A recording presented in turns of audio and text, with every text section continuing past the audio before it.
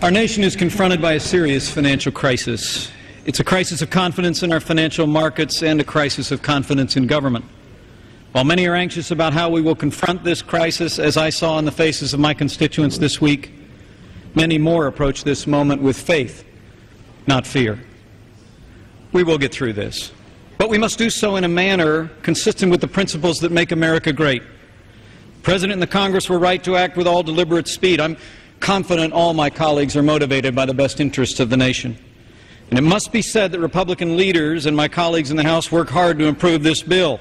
They slowed the process down, removed outrageous subsidies that were to be added, and managed to include an optional insurance plan.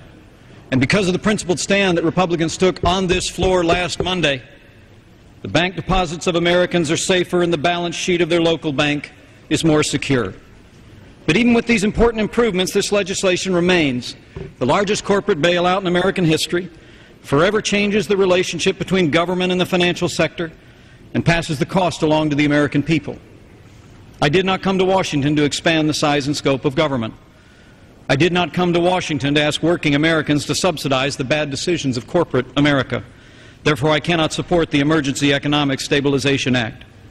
While this bill promises to bring near-term stability to our financial turmoil, I ask my countrymen, at what price? The decision to give the federal government the ability to nationalize almost every bad mortgage in America interrupts a basic truth of our economy. When the government chooses winners and losers in the marketplace, every American loses. Now, some say this crisis is too acute to rely on antiquated notions about the role of government in the private sector, but I disagree. I believe the principles of limited government, free enterprise, and representative democracy are as relevant today as they were in 1776.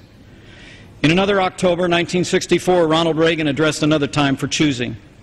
He said their choice was, quote, whether we believe in our capacity for self-government or whether we abandon the American Revolution and confess that a little intellectual elite in a far distant capital can plan our lives for us better than we can plan them for ourselves. There are no easy answers, but the American people deserve to know there were alternatives. House Republicans offered an alternative that would have made Wall Street instead of Main Street pay the cost of this recovery and would have injected liquidity into our markets through fast-acting tax strategies.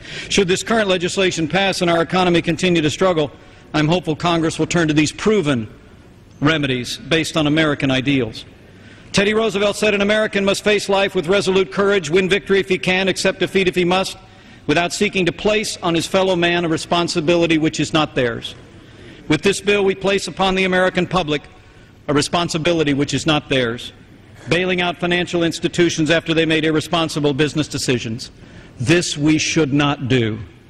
Instead, we should confront this crisis with resolute courage, with faith in God, and faith in the principles of freedom and free enterprise. I respectfully urge my colleagues to oppose the Emergency Economic Stabilization Act of 2008.